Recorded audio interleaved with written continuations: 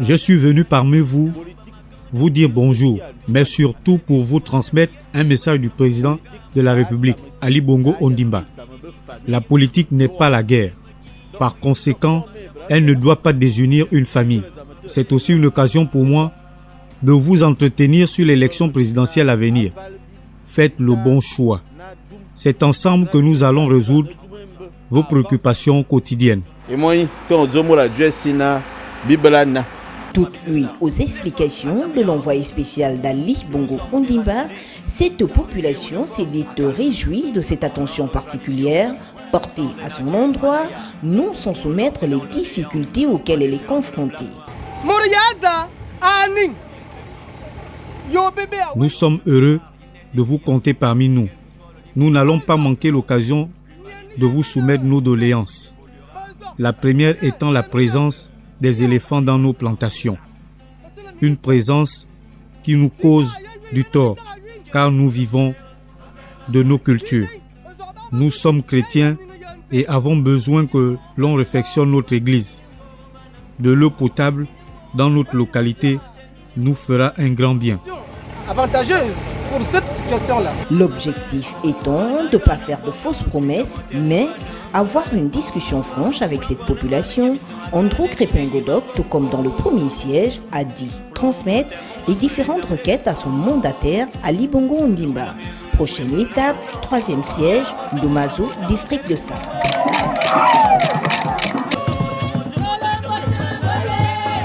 C'est ici, à Doumanzou et district de Sam, dans le 3e siège, que prend fin la tournée départementale, initiée par le ministre délégué à la forêt, par ailleurs fils de cette localité. Comme dans le premier siège, au Kalalalara et au 2e à Doum, les populations du 10 sièges ont loué l'initiative qui leur permet d'avoir un échange véritable avec les autorités. Les préoccupations sont les suivantes. La construction d'une case d'écoute comportant une salle de réunion à Sam pour recevoir les hautes autorités de la République gabonaise. Les pompes hydrauliques villageoises sont en panne. Nous sommes en saison sèche. Il y a les vieilles femmes, les malades. On va trouver l'eau.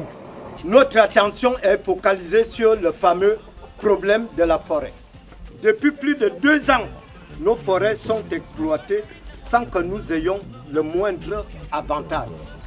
Onkolayo, Mbelalen, Melena Kamayo, Sam, La Hollande, Belleville, Doumanzou, Odouala, Mebolet, Obing, aucun village n'aura été oublié lors de ce périple qui a permis à l'équipe du Parti démocratique gabonais du département de Lekanou de sillonner et de relayer le message d'Ali Bongo Ondimba pour la présidentielle à venir. Le chef de l'État m'envoie vous dire de garder précieusement la paix, la politique finie. La famille, le village, la tribu, la contrée reste. Permettez-moi, en tant que pédégiste certes, mais surtout en tant que votre fils, de vous rappeler de faire le bon choix. Le bon choix que je puisse vous proposer est Ali Bongo Ondimba. Ne vous trompez plus comme en 2009.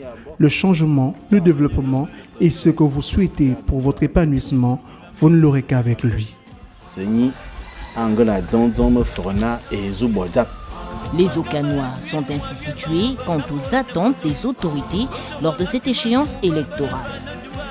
Un vent très violent a dû endommager plusieurs familles et plusieurs maisons. Difficile de rester insensible à la douleur et la tristesse des populations de Mindik qui pour certaines ont tout perdu et d'autres presque tout au cours des incendies et d'un violent orage. Alerté, le ministre Crépin-Godoc, accompagné d'une forte délégation en tête desquelles le gouverneur de la province du Walentem, Jean-Gustave Méfiane-Maubion, sont allés in situ mesurer l'étendue des dégâts. Après constat, une réunion d'urgence s'est tenue avec les opérateurs économiques locaux pour trouver ensemble les solutions. Ces familles, très chers opérateurs économiques, sollicitent humblement votre aide dans le cadre de votre responsabilité sociétale. Elles sollicitent votre aide collective afin qu'elles puissent retrouver le sourire, afin que ces maisons endommagées soient reconstruites et des conditions de vie décentes puissent être retrouvées par ces familles-là. Ces entreprises, conscientes de l'urgence et de la gravité de la situation, se sont prononcées quant à l'aide que chacune d'elles peut apporter aux sinistrés. Tant de 1 million de francs pour le matériel requis ou d'autres besoins, même avec les bois ou matériel de construction. Émus par l'élan de solidarité manifesté par les autorités et les entreprises, les victimes ont exprimé leur gratitude. On n'a jamais vu ça, c'est la première fois que je vois ça dans Minzik, que vraiment pour une première fois je ne pensais même pas ça. Et il y a quand même l'émergence, savoir qu'il y a quand même l'émergence. Je remercie Monsieur le Président de la République de l'acte de solidarité, de l'aide qu'ils nous ont apportée. À travers ces gestes et d'autres différentes actions posées par les fils de la localité, les notions de partage et d'union trouvent tout leur sens.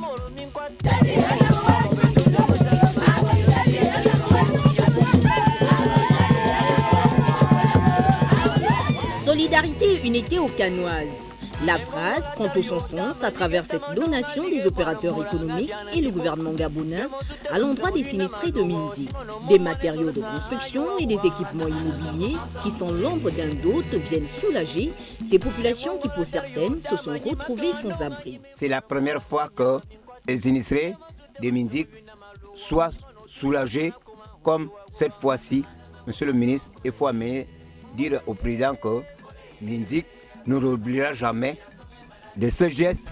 Cette action, qui s'inscrit dans la droite ligne des recommandations de la stratégie sociale de l'Ocano, impulsée par le ministre délégué à la forêt, devrait faire école à plus d'un quant à la notion d'entraide et surtout de partage souhaitée par le président de la République. Responsable donc des sociétés du secteur forêt-bois et commerçants de la commune de Minzik, de démontrer combien de fois la solidarité peut avoir un sens vis-à-vis de ces populations.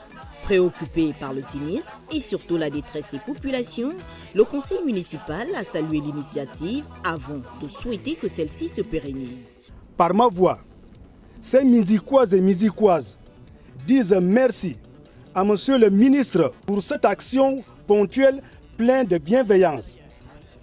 Merci aux autorités locales, sans oublier les opérateurs économiques pour avoir répondu favorablement à leurs cris de détresse. Pour les entreprises bienfaitrices, cet élan de solidarité et la matérialisation de leur charte sociale. Nous sommes en contact permanent avec les populations et évidemment dans une demande qui a été faite de secours. Donc nous ne pouvons pas ne pas être présents. Des instants particuliers qui laissaient entrevoir de la joie et de l'apaisement sur les visages des Okanous.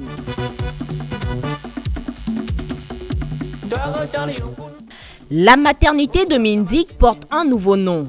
Maternité Philomène Bangon, baptisée du nom de cette matrone ayant travaillé longtemps dans les services obstétricaux.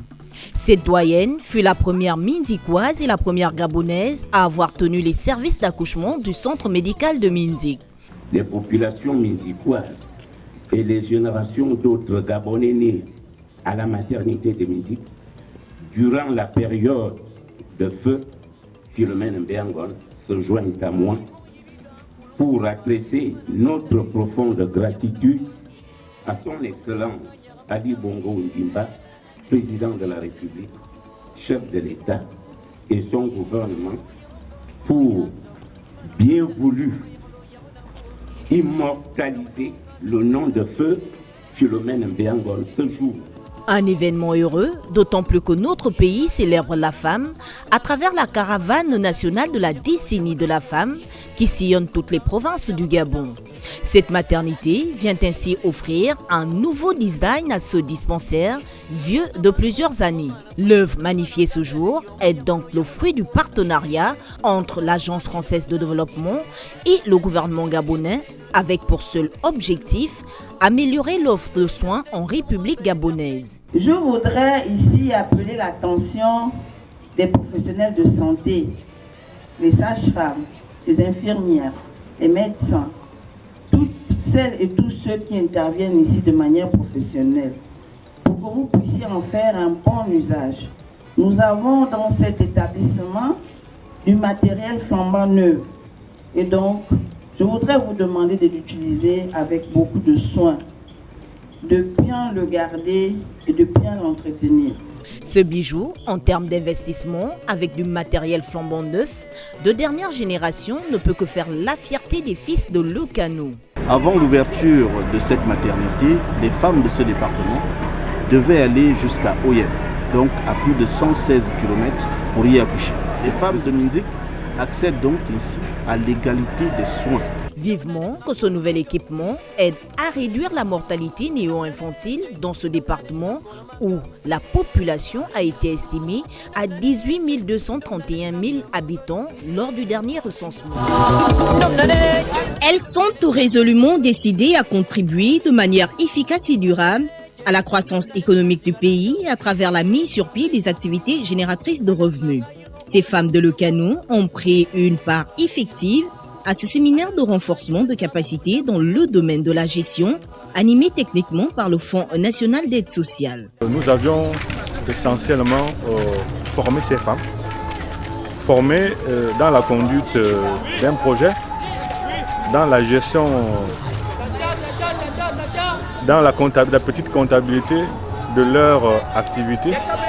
Et éventuellement, nous leur avons présenté les mécanismes de financement des activités génératrices de revenus au Fonds national d'aide sociale. Ces assises, qui ont réuni près de 300 femmes, font suite à la mise en place d'un fonds de près de 70 millions de francs CFA destiné aux femmes de Lecano qui veulent se prendre en charge en devenant plus responsables. Je suis cultivatrice, je plante, j'ai des hectares de bananes, des hectares de manioc.